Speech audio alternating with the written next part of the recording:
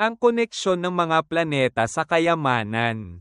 Sa ating kasaysayan, maraming kultura at tradisyon ang naniniwala sa epekto ng mga celestial bodies o mga planeta sa ating buhay. Sa astrolohiya, ang paggalaw ng mga planeta ay hindi lamang tungkol sa love life o personal na relasyon. Ang mga ito rin ay may direktang epekto sa ating kayamanan, negosyo, at pinansyal na kalagayan.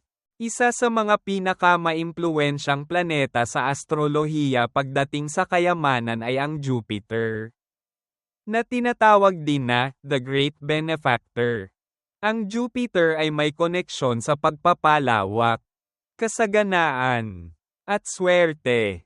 Kapag ang Jupiter ay nasa magandang posisyon sa iyong birth chart, o ang paggalaw nito ay nagpapakita ng favorable alignment sa mga pangunahing planeta, ito ay nagiging simula ng malalaking oportunidad. Mula sa maliliit na negosyo hanggang sa malalaking investments. Sa kabilang banda, ang Uranus ay kilala sa pagbibigay ng unexpected na mga pagbabago. Kapag ang Uranus ay gumagalaw sa positibong posisyon, ito ay nagdadala ng mga bagong ideya at inobasyon na maaaring magbukas ng pinto para sa matinding yaman, lalo na sa teknolohiya, online ventures, o mga bagong industriya. Kaya naman, kapag nakatagpo tayo ng isang planetary shift na kinasasangkutan ang Jupiter at Uranus, ito ay karaniwang nagiging indikasyon ng biglaang swerte at malalaking oportunidad na hindi inaasahan. Nostradamus at ang pagganap ng cosmic shift sa buhay ng tao. Isang mahusay na halimbawa ng pagkonekta ng mga celestial event sa ating pang-araw-araw na buhay ay ang mga propesya ni Nostradamus. Bagamat marami ang nag-aalinlangan sa pagiging eksakto ng kanyang mga hula, hindi may kakaila na maraming kaganapan sa kasaysayan ng mundo ang tumutugma sa mga isinulat ni Nostradamus. Mula sa mga digmaan hanggang sa mga malalaking pangyayari sa lipunan. Isa sa mga pinakatanyag niyang hula ay ang tungkol sa mga great financial changes na magaganap sa mga susunod na dekada. Partikular pagkatapos ng Hulyo taong 2025. Ang shift na ito ay isang simbolo ng global na pagbabago, isang cosmic reset, kung saan ang mga nanatiling hindi nakikialam sa mga pagbabagong ito ay mawawala. Ngunit ang mga handang tanggapin ang pagbabago ay makikinabang sa bagong kaayusan, kasanayan at pagtanggap sa pagbabago. Habang ang mga planeta ay nagdadala ng swerte at oportunidad, hindi ito automatikong magbibigay sa atin ng yaman.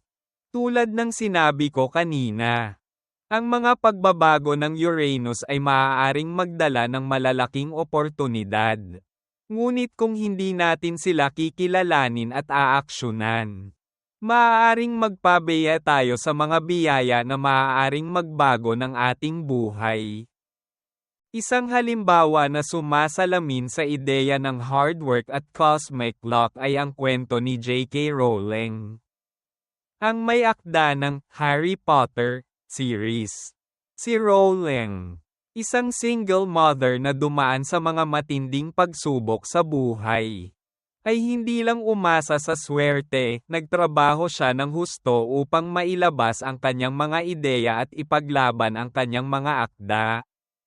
Nang dumating ang pagkakataon na ang kanyang libro ay natuklasan ng tamang publisher sa tamang oras, maaari natin itong ituring bilang isang cosmic shift.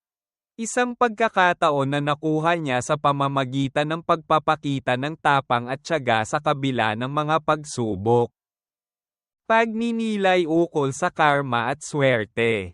Minsan, iniisip ng iba na ang swerte ay isang bagay na basta nalalaman lang o binibigay ng tadhana. Ngunit, sa totoo lang, ito ay mas komplikado kaysa sa ganun. Kung ating titingnan, ang kayamanan at tagumpay ay hindi lamang sa pagdating ng tamang pagkakataon, kundi pati na rin sa ating pananaw at paghahanda sa mga oportunidad. May kasabihan nga na, opportunity favors the prepared mind. Tulad ng sinabi ni Albert Einstein, luck is what happens when preparation meets opportunity. Kaya naman ang mga taong handa at bukas sa mga posibilidad ay mas malamang na makinabang sa mga cosmic shifts na darating pagkatapos ng Hulyo taong 2025. Sa pagsasanay ng tamang mindset, may malaking tsansa silang magtagumpay. Pagsasama ng astrolohiya at real-world action. Sa mga susunod na bahagi ng video, itutok natin ang tatlong zodiac signs, Leo, Taurus, at Scorpio, na posibleng makinabang sa mga pagbabagong ito. Makikita natin na ang bawat sign ay may kani-kanyang paraan upang makuha ang swerte at yaman mula sa kanilang mga natatanging katangian.